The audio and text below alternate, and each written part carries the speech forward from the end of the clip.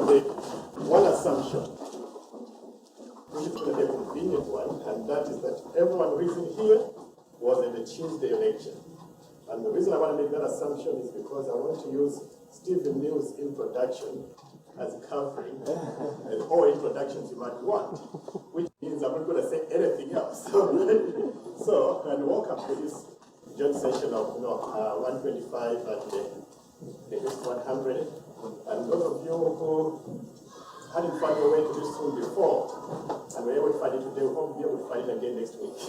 All right, and I'd like to welcome Professor Chomsky from MIT, who's going to be our guest, speaker today. So, help me welcome Professor Chomsky. The format is basically that he wants you guys to come up with questions and we'll take it up from there. So, if you've got questions ready, fire away. Okay. How do you guys do research? Well, studying formal logic is, linguistics does deal with digital recursive systems, which means that they have computational representation systems, which means they have the kind of properties that are investigated in a lot of logical inquiry. At one end, on the in formal semantics, it's doubtless of great interest because there has been a lot of development of logic models for formal languages, which have one or another degree of applicability to natural language. There are areas of what's called mathematical linguistics, which is basically a subpart of mathematics, which, in my opinion, is very marginal empirical consequences all over. So, beyond that, I think it's a good thing to know. Like we have our students at MIT take at least one solid semester of formal logic just to be able to understand things and to have the tools in case they're coming useful and what they do. Some of the concepts we're going to deal with are clarified there, so it's a useful thing to know, but I don't think there's any application.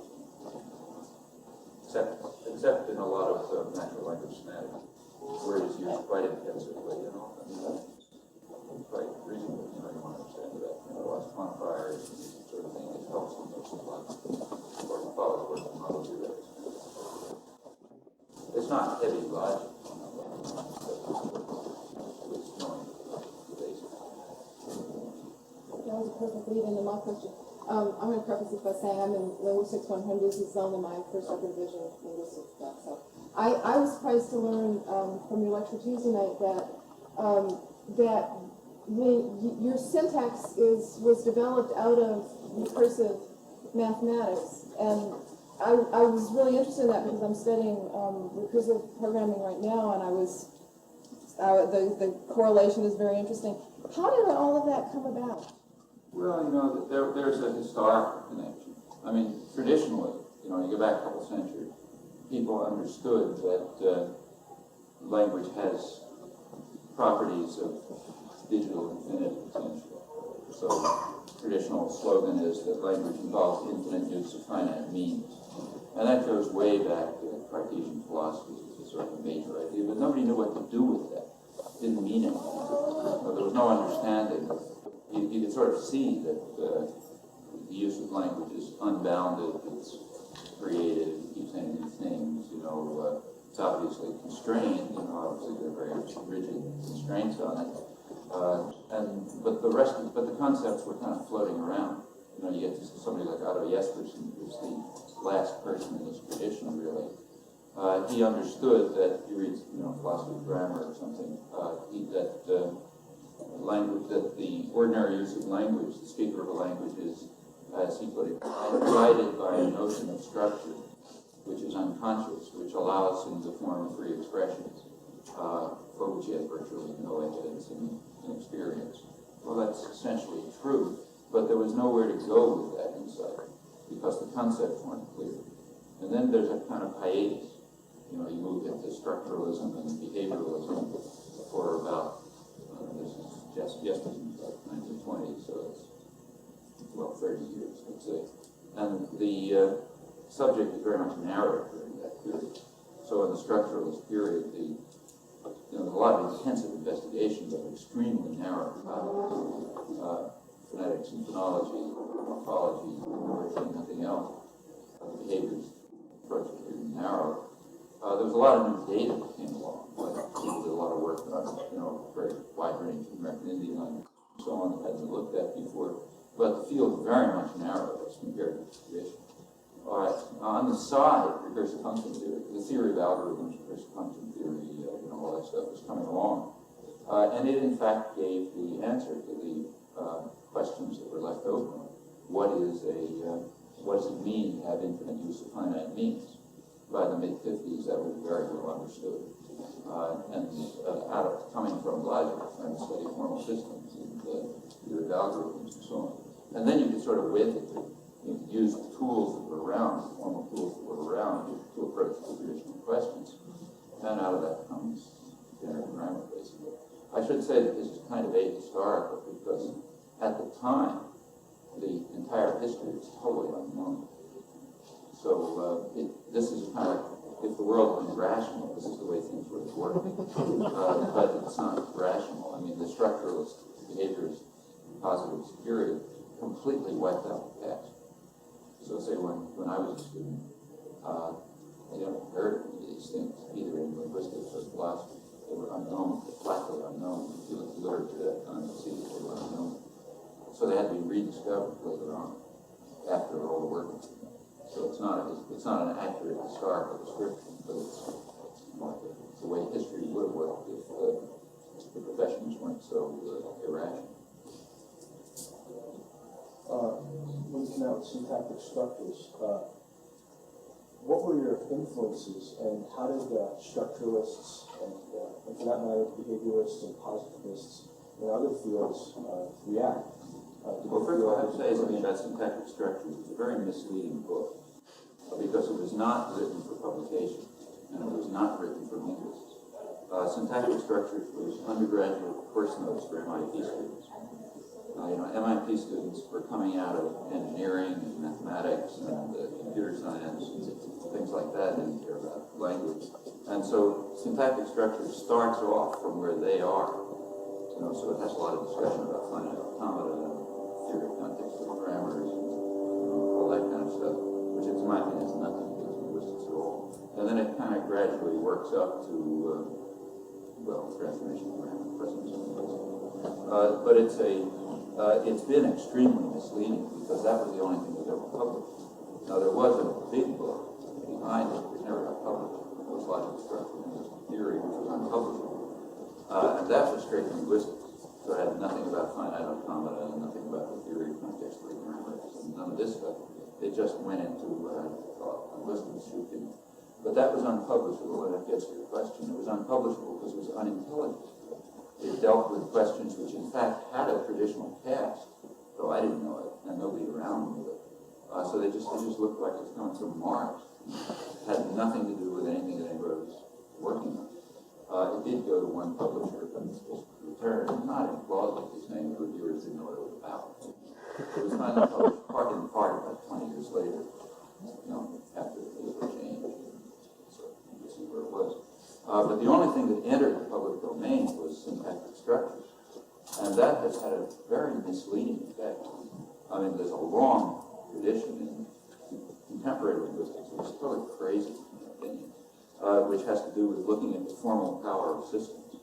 Like, are these systems too rich, and do we have to cut down the systems because their generative power is too strong? And what about the Peter-Ritchie theorem, and all that kind of stuff. So straight from it goes right into the 1980s, and so on. None of it means a thing. It doesn't mean a single thing, because it's all based on the assumption that that the grammar of a language, the generative function that characterizes the language, has a weak generative capacity.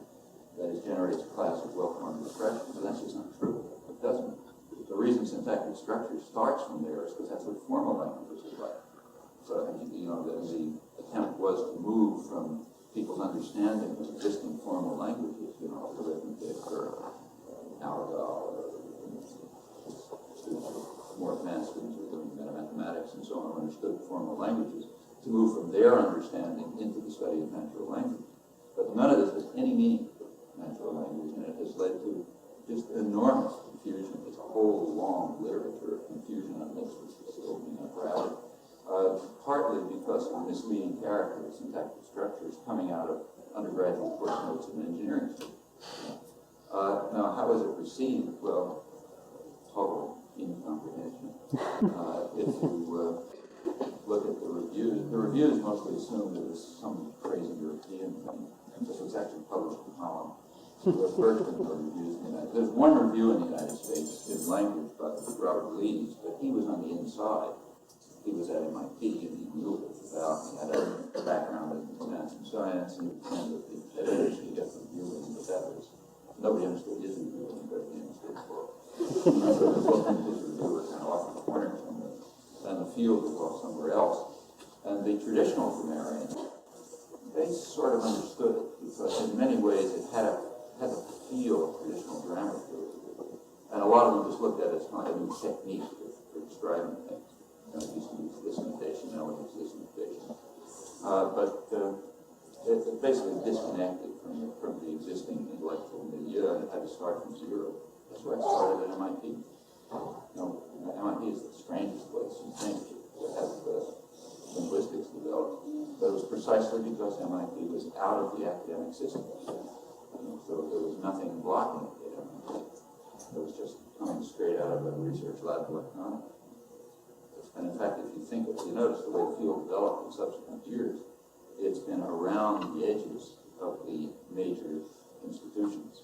So the Ivy League colleges, for example, to this day, very little linguistics. It's in places, it's strong in places like MIT and University of Massachusetts and around the periphery of various places. And this pattern, incidentally, has been duplicated abroad. In Europe, it's the same. I mean, in France, linguistics developed way out of the fringe, not in the main Paris university. In Holland, there's a strong department in places like Tilburg, I think, engineering school. And the same story elsewhere. Wherever there are major centers of humanities, it was blocked. I mean, it's came around the edges, and that kind of responds to the question that had virtually no relation to the existing intellectual milieu in any of the fields. Same is true in psychology. I mean, psychology is a little bit different because this was developing right at the time when there was a big, there was kind of an attack on mainstream behaviorist psychology. So the cognitive sciences were coming along, and this was part of it, in fact, influential in developing the cognitive sciences, which were sort of around the edges of existing psychology. Behavioral psychology collapsed very quickly. So in the main places, it disappeared within years of the first challenges to it, and it remains only, Northern Iowa or something like that. But so there was a little bit different. What do you feel that?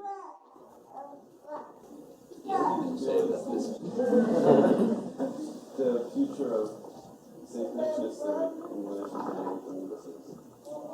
And you consider it in your definition of theory. Well, connections theory doesn't exist, so it's impossible to talk about. I mean, there is a connections theory, but as far as I know, it has nothing to do with the system. It just exists. I mean, it's like asking what's the future of connections theory in embryology. Maybe somebody will find a way of using neural net theory in embryology or something. But at the moment, there's nothing. There are interesting neural net studies, but it's very marginal parts of cognitive systems. So it's possible, for example, that they have something to do with things like, say, hyperacuity.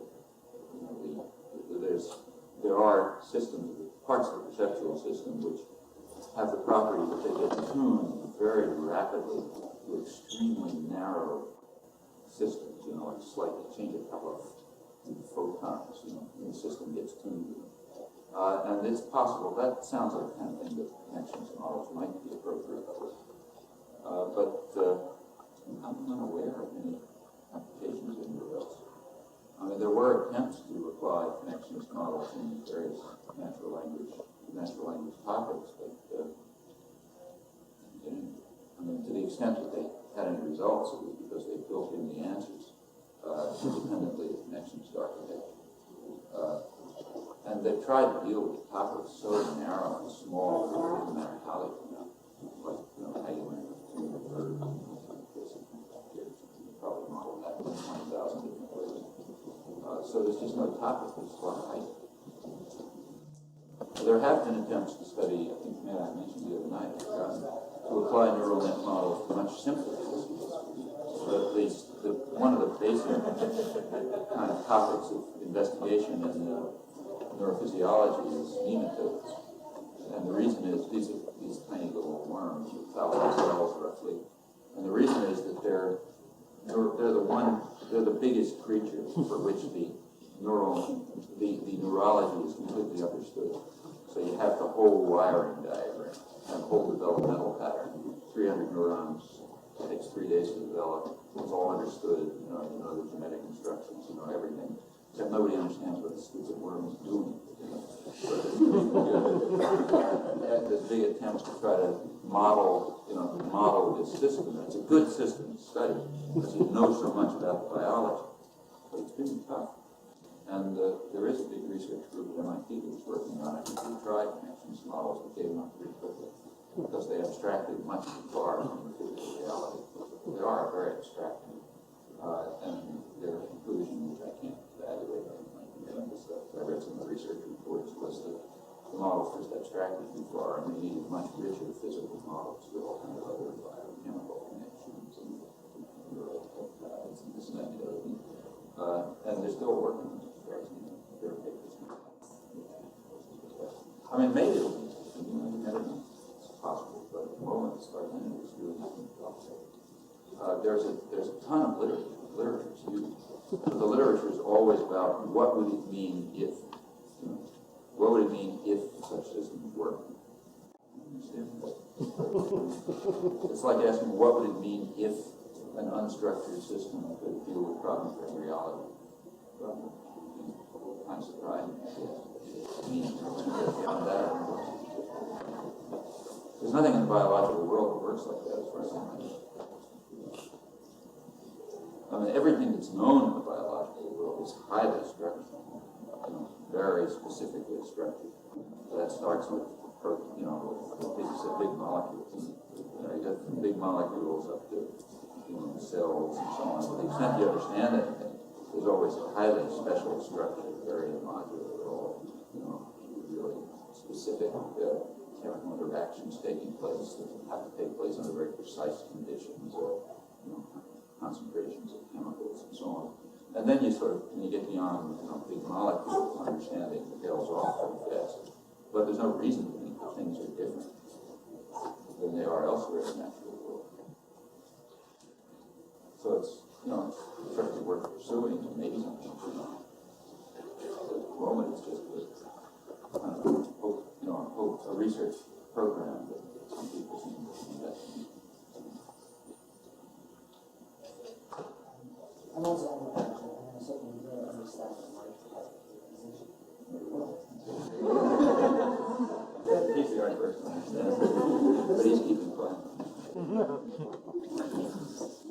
Listening to your lecture on Tuesday and what you said about dualism, considering what is known about the brain, for example, that neurons are not suited to be logical coding, isn't it a dualistic position to assume that syntactic rules are mentally representing proposition form? And why would the idea that syntactic rules are inherent properties of larger neurally based cognitive models might be a better position for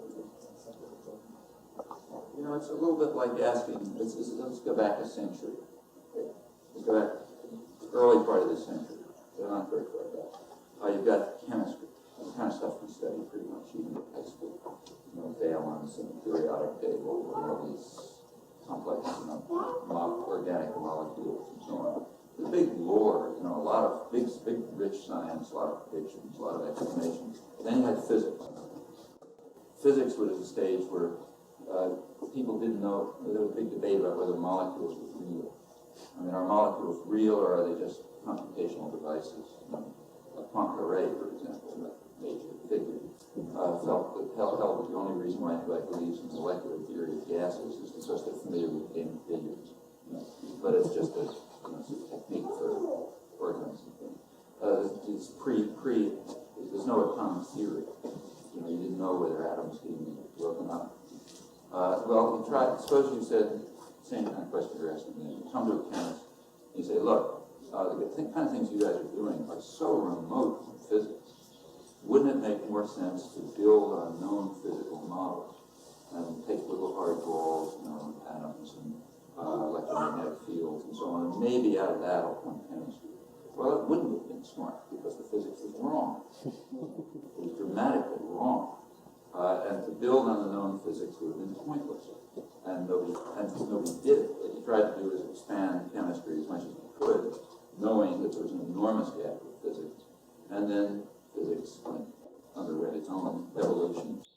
By the time you get to the 1930s, quantum theory had come along and been established, and Linus was smart enough to understand that if you looked at quantum theory, you could account for the chemical bond, and then all of a sudden chemistry and biology and physics get merged. But they didn't get merged because people pursued physics and abandoned chemistry. They got merged because people pursued chemistry and pursued physics, and finally physics changed enough and people understood enough, so you had a basis for dealing with the problems of chemistry. That's what usually happens in science. And we don't know if that's what's going to happen. The analogy in this case is we have approaches to the brain that give fairly reasonable explanatory theories. They're mostly computational. We have computational theories in the brain that, by the standards of the sciences, are fairly well established. We have neurophysiology and brain sciences, which look at the brain and see a mess. They don't see much. When you see a mess, that just means you don't understand anything yet. You don't know what to look for, which is not surprising. The brain is maybe the most complex system in the universe. The fact that people don't understand much about it is not very surprising. As I said, when you get beyond big molecules, people don't understand very much. Understanding tails off very fast when you get to systems that have even minimal complexity. I mean, even modern physics, the fanciest thing around. You ask a physicist, suppose you have a cup of coffee, and you have cream swirling around it, and ask somebody to solve the equation, explain what the cream is doing. Physics can't handle problems of that complexity. And when you talk about looking at the brain, well, naturally, it looks like you would look for. For one thing, there's a huge amount of blood flowing through the brain for some reason, which nobody understands. There's glial cells, there's all kinds of funny stuff going around. You don't even know what to look for. It's very hard to localize things in the brain. You look at one guy's brain and Broca's area is over here. You look at another guy's brain and somewhere else. It sort of mildly overlaps it. And these are just systems that aren't well understood. They're much more poorly understood than physics was at the turn of the century. They are advanced. Brain sciences are looking at an extremely complex system about which very little is known. So to try to build on what they know would be would just be to condemn yourself to defeat, advance. And it would be very much opposed to what's happened in history of science. It never worked like that. People didn't stop working on electricity and magnetism when they didn't have a reduced mechanics. Fortunately, it couldn't be reduced mechanics. That's what's later discovered. There's been a certain confusion, I think, from the fact that one event took place around 1950, which is extremely unusual and has been used by many people as a model for what ought to happen. Namely, Pauling and Crick and Watson were able to reduce a lot of biology to known biochemistry. Well, that's probably the one case of reduction in the history of science. Almost never happens, except in very small things. But that was one big example of reduction. And here you had this field, biology, that showed you vitalism and so on. You could handle a lot of it in terms of known biochemistry, thanks to understanding of the chemical bond and more complex molecules and so on and so forth. Okay, that was rare and unusual and exciting. And it's left an imprint on people's mentality, which is highly misleading. It's led to the assumption that, the next big step ought to be, let's reduce the study of the mind to, DNA or something. But that doesn't happen in science. It happens once. Most of the things that happen are much more like chemistry and physics. And we haven't calculated what will happen here, if any. So what you do is you pursue the approaches that make progress, and that find great theories, and that open up new research inquiries, bring in new areas of evidence that you can start to investigate and understand. That's what a successful research program is. Whether it can be tied up with other approaches, that's nice to try to do, but you don't know how those kinds of unification will take place, if they ever take place. They take place in very strange ways. So I don't think it's a good research strategy to start with a topic where people don't understand anything. Let's stay within that and not work with anything to make progress. It's bad research. There is a mystery. How can something as messy as the brain yield systems which have properties like visual infinity? That's extremely surprising. There's nothing known in the biological world that has properties like visual infinity. But it's there. There's just overwhelming evidence that that's the core property of language. So you've got this thing in the biological world which seems unique in some of its fundamental properties. And it's not at all clear how it can come out of a big mess like the brain, with all of its properties and interactions, blood flowing around, and whatever else it does. So that's a problem, interesting problem for the brain science. Figure out how the thing that you don't understand over there is capable of producing these properties. It's like the problem that physics faced a century ago of trying to explain how these hard balls bumping into each other and electromagnetic fields and so on could account for the fact that sodium is yellow, or that you have the periodic table lines up the way it does, so you have organic molecules of this kind that can do it. There's no way, because it was the wrong physics.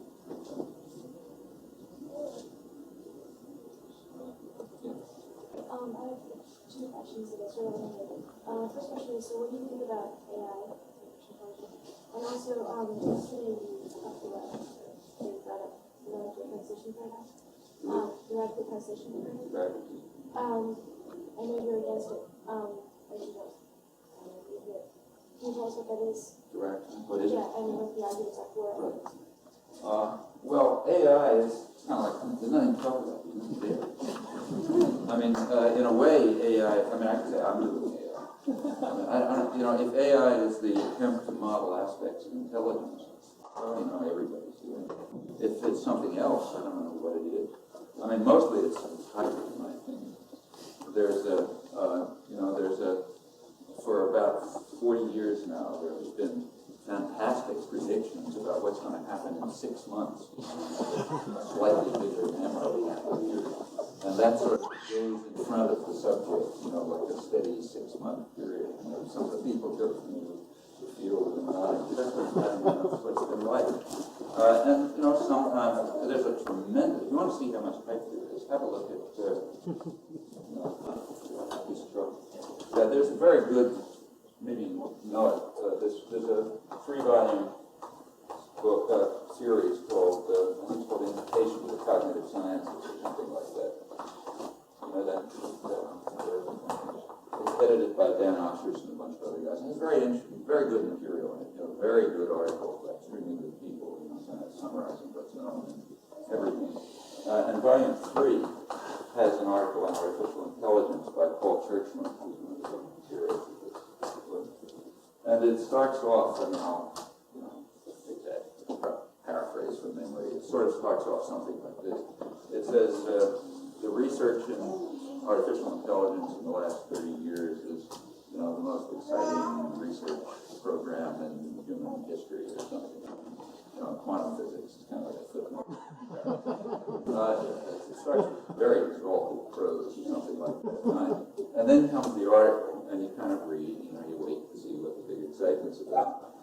And it turns out that I think, as I recall, there's one example given of something that was achieved, namely somebody figured out a system to enable some kind of sonar system to distinguish between a rock and a submarine or something like that. They figured it out by building in something roughly like that. And that's it. Well, that's the comparison. That's the relation between the achievements and the and the propaganda. There are things within the rough area of artificial intelligence that make a lot of sense, but mostly they're not what other people call artificial intelligence. Like the work of there's a guy named David Marr, who worked at MIT, very good biologist, who decided to do something sensible. He went into the AI lab. He figured these guys have all this fancy equipment and they know how to play games with computers and Star Wars and that kind of stuff. So he would use their technical facility, which they're totally wasting on nonsense, to deal with some real scientific problem. And he started studying vision. And he came out of biology. And he did it and ended up doing extremely good work. There's a good, very important school of in the study of vision, which is highly productive, which uses computational models and uses computers and the flexibility of computers and so on to deal with real problems. Well, he happened to be working in the AI lab, but he thought artificial intelligence was an absolute disaster. He wrote a couple of articles about it. Though he was in artificial intelligence, he had some articles packing it much more harshly than I would do. When you come at it from the sciences, it's sort of natural to do that. Now, there are other areas where things are going on, like in robotics. It turns out to be an extremely hard problem to figure out how anybody can reach over to a desk and pick up a cup of coffee, let's say. It's extremely difficult to understand how that happens. This gets back to the matter of brain science. You want to figure out how can an arm work in such a way that it reaches exactly where you're aiming. And it turns out to be very, very hard to do that and to get a robot. And one of the ways of studying it is to try to simulate it in robotics. That's an intelligent pursuit in artificial intelligence. And there are some understanding comes along about how you get the elbow to move, how you aim things, and so on and so forth. All right, that's serious. But these are the serious parts of AI.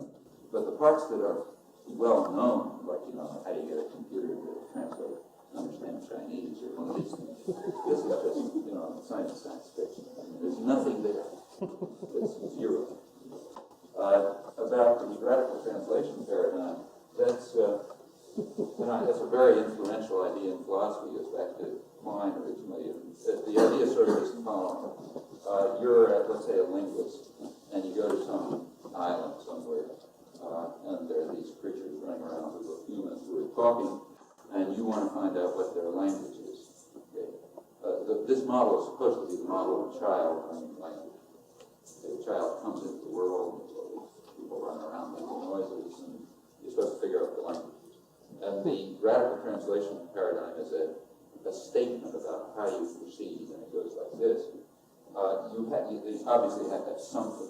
You can't start, you can't do it with nothing. Okay? So what do? Well, you're allowed to, you're somehow allowed to pick out words. I don't know how that works. But somehow you're allowed to pick out words and sentences. So you have all the phonology and all that stuff, that's all given. You then are allowed to ask, you're allowed to carry out a certain experiment. It's an ascent-descent experiment. And the way it works is you have a word, Quine's example, which you've probably all heard of, is Gaba Guy. So you hear these guys saying Gaba Guy, and they seem to say it when rabbits are around. So you are allowed to do the experiment where you stick a rabbit in front of one of these guys, and you say Gaba Guy, and he says yes or no. Okay, that's the experiment. So you have the ascent-descent experiment. Beyond that, you're allowed conditioning and theory and conditioning and association and so on. And you're allowed simple induction. That means, I saw something happen 10 times, so it probably happened the 11th time. And beyond that, there's what's called a quality space. Only hints are given about this, but it includes properties, like say, you're allowed to detect something like say red, and you're able to tell whether two things are closer to one another in redness, like that kind of thing. So it's a quality space with a distance measure, about which not much is said, and that's it. You're given that, and on the basis of that, you must acquire all your information about the language. You're not allowed to look at anything else. Okay? And the assumption is, well, that's what the child does. That's the radical translation paradigm. Of course, nothing comes out. If you approach a complex system. First of all, it's totally a priori. Why this? Why the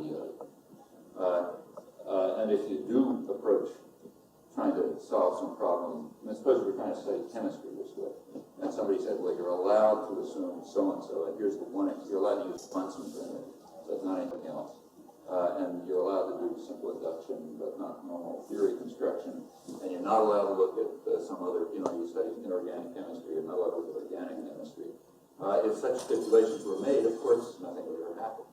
So here, nothing ever happens, obviously. For one thing, conditioning probably doesn't even exist, maybe an experimental artifact. Association seems irrelevant to anything. A simple induction also may not exist. You can describe it, but there's no reason to believe it exists. The quality space is unknown, and probably it's wrong.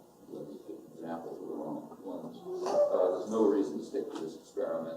Furthermore, no linguist in his right mind studying the language would ever keep the data from that language.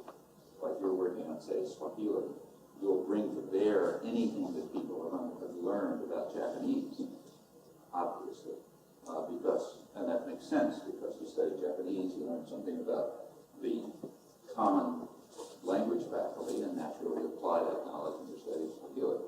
And if information comes in from some other source, and say, perceptual studies of timing, well, you'll use that. And there's no limit to what you'll use anything you can. So you're not allowed to do it in this experiment. Well, what about the child? This has absolutely nothing to do with the child. I mean, the child comes to language acquisition with most of the answers built in. The child comes to language acquisition with a brain which has a language faculty. And the language faculty has inside it some extremely specific characterization of what a language can be, just like anything else. Like the visual system doesn't acquire structure in this way. If it did, you wouldn't have any visual system. You have a visual system because you have genetic instructions that tell you here's the way it's organized, and then there's a little marginal shaping around the edges depending on whether you've seen a lot of lines this way, a lot of lines this way, or something. But very marginal change. And why are you a human being and not a chicken, let's say? I mean, the embryo doesn't respond to the nutritional inputs and say, okay, these nutritional inputs will make me a chicken, and these will make me an eagle, and these will make me a fish, and so on. Rather, what you have is genetic instructions that determine that with pretty much the same nutritional inputs, you become either a nematode or a chicken or a person or some other thing. And every biological system in the world works like that. And if it didn't, they would have no they'd have no properties. They just, everything would be kind of like an amoeboid zero. So naturally, all the structure is built in. So the picture has nothing to do with language acquisition. It certainly has nothing to do with what language we do. In fact, it has nothing to do with anything. And any consequences that come from it are irrelevant. Well, a lot of consequences. Modern philosophy, that a core part of philosophy of language and mind is based on it. Various, from this, all kinds of conclusions are drawn about language and thought and belief and so on. I believe it's totally irrational.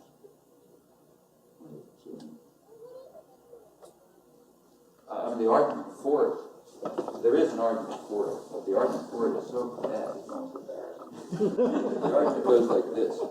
It says, if you take, you can actually take a look at, if you want to see it spelled out in its most recent one, take a look at Quine's most recent book. He's a terribly important philosopher. He made a major contribution to modern philosophy, and he's probably the most important modern philosopher. So I don't suggest that this is unimportant. And he has certainly made a major, a contribution of major importance.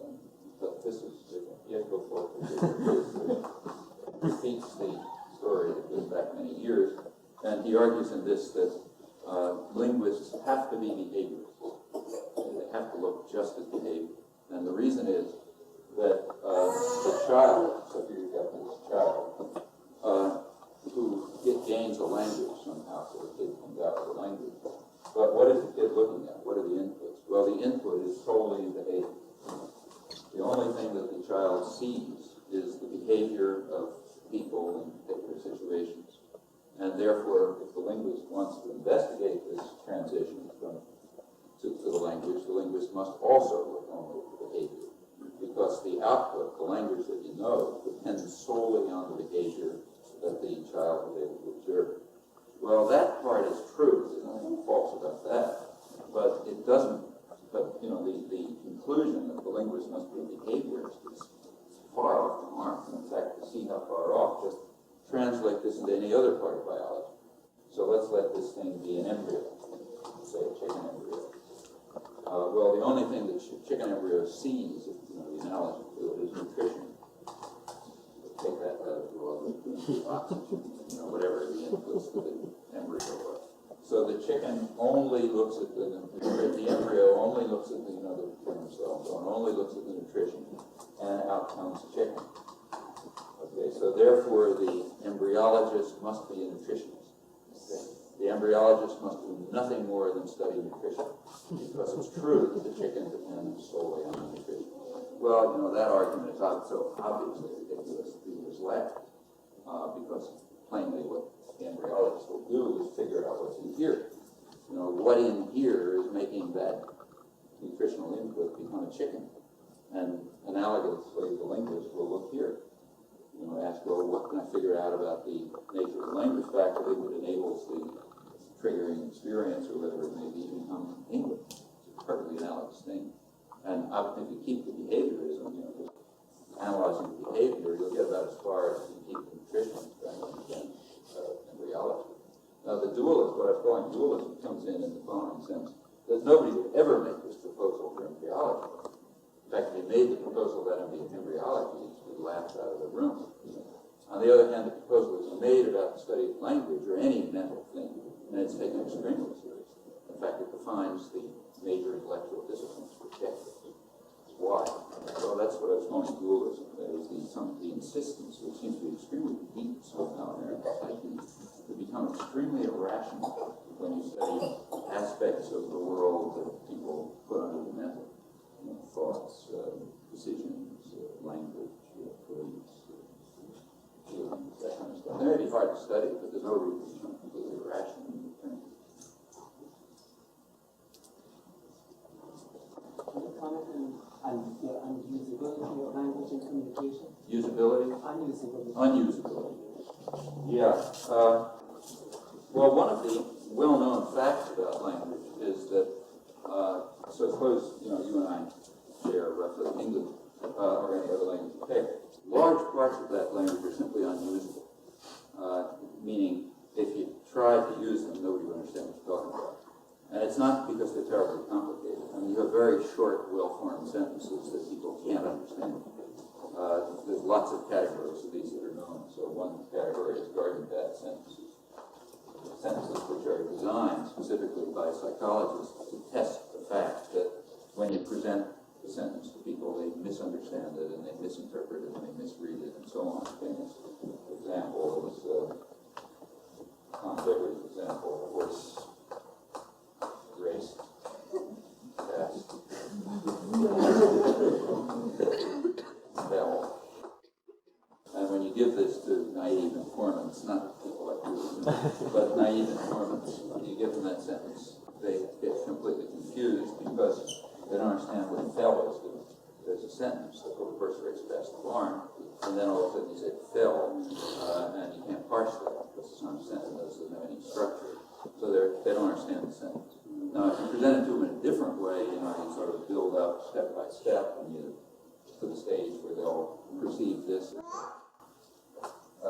a reduced relative clause, so meaning something like the horse that was raced past the barn fell after it got past the barn.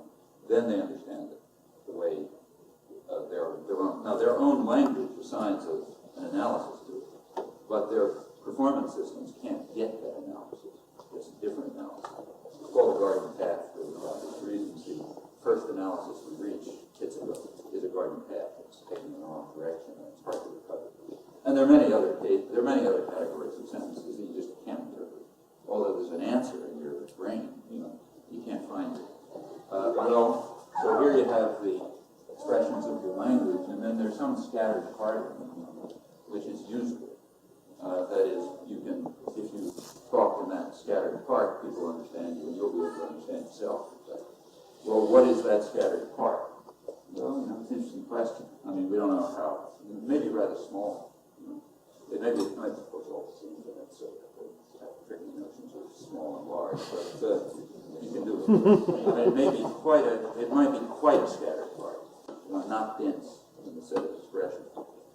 There is a story around, in fact it was one of the motivating ideas in GPSG, that parsing is what's called easy and quick. So in fact, when you look at people, look what you and I are doing, parsing seems instantaneous. You know, like I'm talking all this stuff and you're understanding it instantly. So it looks as if parsing is really easy and quick, and that any language must be designed in such a way as to facilitate parsing. About 10 or 15 years ago, there was a lot of work trying to argue that we've got to redesign our theories of language so that they can, this was actually motivated to help me too. We have to redesign our theories of language to account for the part that parsing works very fast and very easy and so on. Well, that can't be a criterion for anything. It's not true. Parsing works very badly most of the time. It's true that there's a scattered subpart of language for which it's easy and quick, and that's the part that we use precisely because it's easy and quick. But that's just to say that the parts of language that are usable are usable. There's all sorts of other parts that aren't usable and we don't use them. Okay, now the question comes along, well, it may be that this property of unusability is in fact quite deep. There's been current work in the last few years, which I think is rather promising, although it's kind of like a word-ish, so you don't claim too much.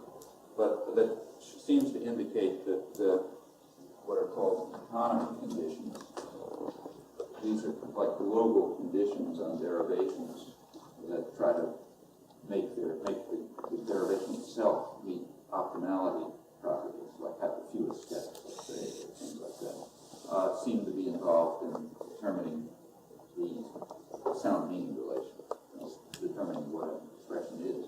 Well, if that's true, conditions that have any kind of global character tend to introduce very high levels of computational complexity. You look at complexity theory, which is an interesting subject. You see right off that if you get anything that has anything more than a local character, we have to evaluate computation in anything more than adjacent steps, the computational complexity blows up very fast. So if these theories of the nature of language are accurate, the unusability problem may be extremely deep. That is, there may be, it may be that the only parts that are usable are parts where there's some sort of tricks or algorithms or whatever that enable you to get around the deep problems of computational complexity. That's not impossible. And those are problems that are sort of just coming into the horizons of research.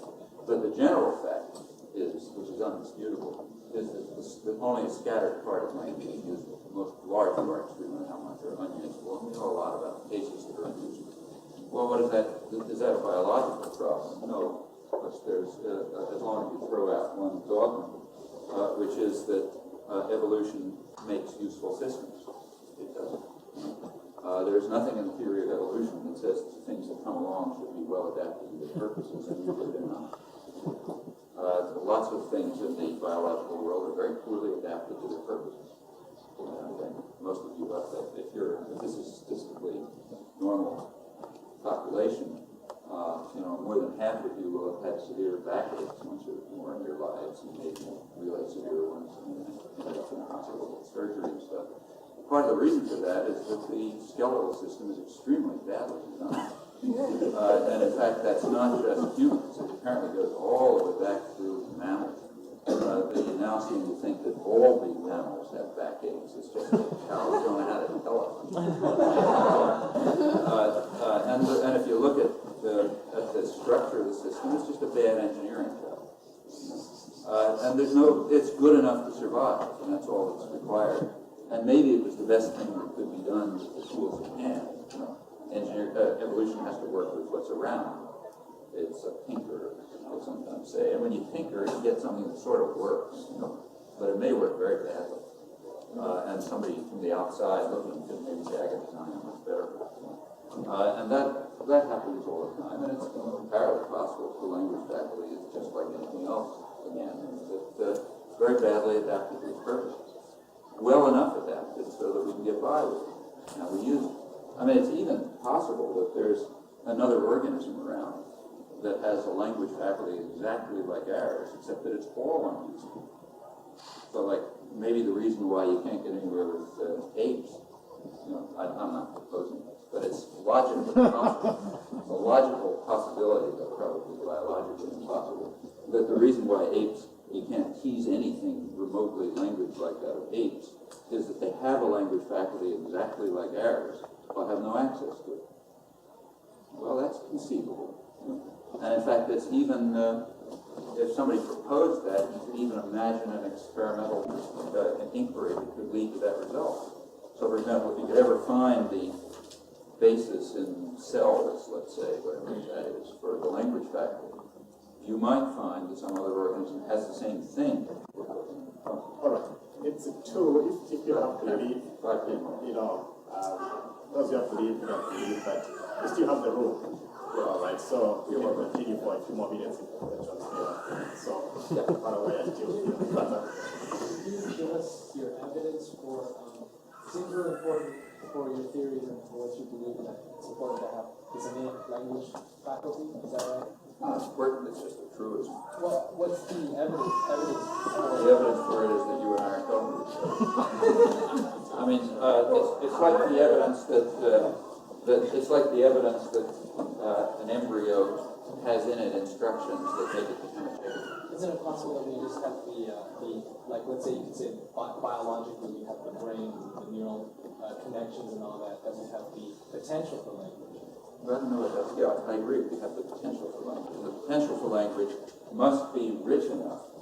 The potential for language must be rich enough so that just looking at very degenerate behavior and evidence, it comes up with a highly explicit and articulated system which is about the same as everybody else's. Now that's very much like the question of how come an embryo becomes a chicken. Now it's like the question, how come you have you got two arms, not two wings? Okay? And everybody assumes that's because you're innately designed that way. Actually, if you ask a biologist, what's the thing in your genes that makes you have arms, not wings, they'd probably say it.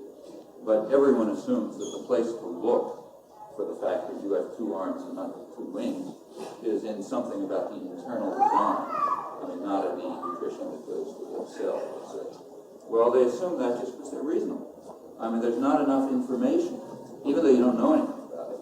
There isn't enough information in the input to the embryo to account for this highly specific and complex developmental pattern. So therefore, you assume that it's coming from the inside. And this is assumed for everything until you get to the level of the so-called method, at which point all rationality departs, and people try to pursue something that plainly doesn't make any sense. The only question to ask is, what's the precise nature of the innate structure that forces a particular outcome? Now, the way to answer that is to look at the nature of the output, find out what it is, how specific it is, how rich it is, compare it with the data that comes in, and that comparison tells you what's inside. Well, when you carry out that comparison, you conclude, as everywhere else in the biological world, it's almost all inside. What about that girl, Jeannie? They couldn't teach her anything beyond like some sentences. Couldn't even teach her something. Well, But that doesn't tell you a lot, because remember, Jeannie is this girl who was picked up at around age 13 and had been sort of locked in a room almost her whole life with very little experience. And it's true that she learned a lot of things. She was very competent to do all sorts of things. She never got any work. It could be because one interpretation of this sort of the most usually held interpretation is that the language faculty, this system, like other biological systems, has what's called critical period, meaning it's got to be triggered at a certain time or else it degenerates. That's the way everything else is that we know about, like the visual system.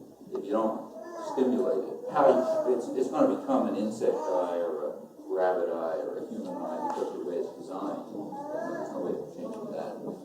But unless it's stimulated at certain particular points, there won't be anything. It doesn't degenerate. You can even see the cellular degeneration. And it's assumed that the language faculty is like that too. And there's some evidence that that critical period may even tail off around 6 to 8. There's some evidence that if you let things go beyond that, it's finished. And Jeannie was picked up at 13, so it could be that she was just past the critical period. The problem with all of those natural experiments is a lot of other possibilities too, but you would obviously totally psychotic, having come through that experience, what affects that. So really those things don't tell you a lot. There's better evidence that doesn't involve such extreme efficiency in pathology, which tends to locate at the end of the critical period roughly at that time. But the question about the innateness is not debatable. The only question is what's innate. And it turns out, well, it could be, for example, that the whole computational system of language is unique, that every language has the same one, and that all language variation is in certain parts of the lexicon. That's been proposed. Not implausible.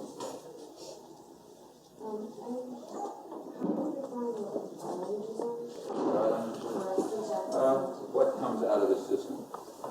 So you have a language faculty, and it has some kind of an initial state, genetically determined, and it undergoes a variety of transitions. It stabilizes at some point. Say it stabilizes in state L, and that's an island. Is that so? Basically, basically what's in the mind and it's different from what actually comes out of the process. Well, it's like the state of your visual system. The state of your visual system isn't what you see. Your visual system has to interact with all sorts of other things that you see. This is a system which basically stores information, and it has to be accessed. It's what stores your knowledge of English, or your knowledge of whatever other language it may be. That's your I language. I would just call it a language, except that the term language is used for so many other purposes that maybe it's confusing. So the term word I is just stuck in there to make it clear that we mean language in a very specific sense, the language of an individual, and the internal language, not the language of the community, something like that. So it's internalist, individualist, but it's pretty much what people ordinarily mean by language. Now, you can have the language and have only limited access to it.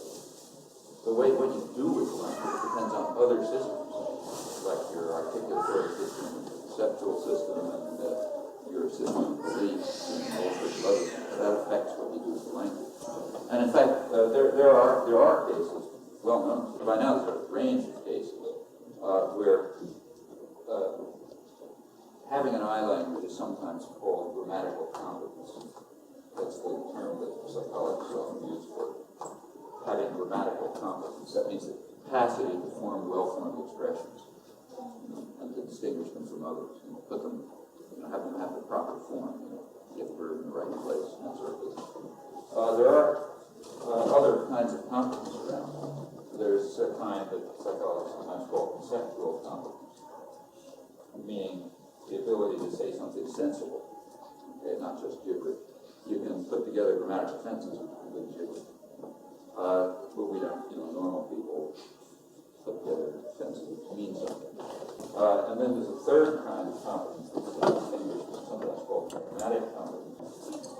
And that's the ability to say things that are appropriate for the situation. Like you can have sensible statements that are just totally inappropriate to the situation, and they cause all kinds of problems. Well, ordinary people have all of these things. But it is by now pretty well known that they are developmentally dissociated. They develop separately. And under pathological conditions, you can have one and not the other. So you can have people with complete grammatical competence and no pragmatic or conceptual competence and various other combinations. There's an interesting case being studied right now by a linguist named Neil Smith at the University of London. He found an extreme example of this, a guy who has almost no measurable IQ. He's institutionalized, he can't do anything. But he's what's called an idiot savant, in a special case of language. He knows 16 languages perfectly. He can translate from one to the other, instantaneously, better than anybody. He doesn't understand a word what he's talking about. He can't make a sensible statement. And the question of using language appropriately doesn't arise. The latest paper that Neil Smith did was, the latest study that they did, it just came out, was to, they taught him two new languages.